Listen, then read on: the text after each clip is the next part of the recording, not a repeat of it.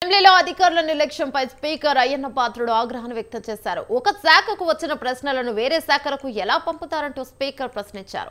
ఇళ్ల స్థలాలు, ఇళ్ల పంపిణీకి సంబంధించిన ప్రశ్న రెవెన్యూకు ఎలా వేస్తారని అసహనాన్ని వ్యక్తం చేశారు. ప్రశ్నోత్తరాల్లో నెలకొన్న అయోమయానికి అధికారుల నిర్లక్ష్యమే కారణమంటూ స్పీకర్ ఆగ్రహాన్ని వ్యక్తం చేశారు.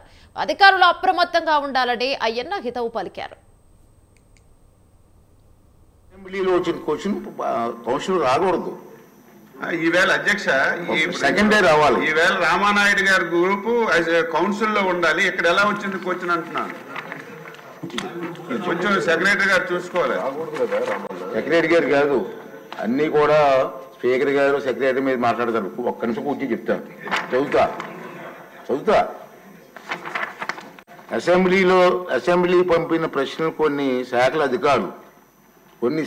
అధికారులు నోటీస్ పాయింట్ అనాలోచితంగా వేరే శాఖలు వాళ్ళే పంపించుకుంటున్నారు. ఈ రోజు కూడా వచ్చింది ప్రాబ్లం. రెవెన్యూ దాంట్లో ఉదాహరణకి ఈరోజు 142 నెంబర్ ప్రశ్న గృహ నిర్మాణ శాఖ పంపిన అధికారులు దాన్ని రెవెన్యూ శాఖ పంపించారు. ఎట్లా పంపిస్తారండి? అంటే నేను కామెంట్ చేయట్లేదు సార్. ఇటువంటి పొరపాట్లు జరగకుండా చూడమంటున్నాను నేను. మన అసెంబ్లీలో వచ్చిన క్వశ్చన్ కౌన్సిల్ రాకూడదు. ఈవేళ అధ్యక్ష సెకండ్ డే రావాలి. ఈవేళ రామానాయుడు గారి గ్రూపు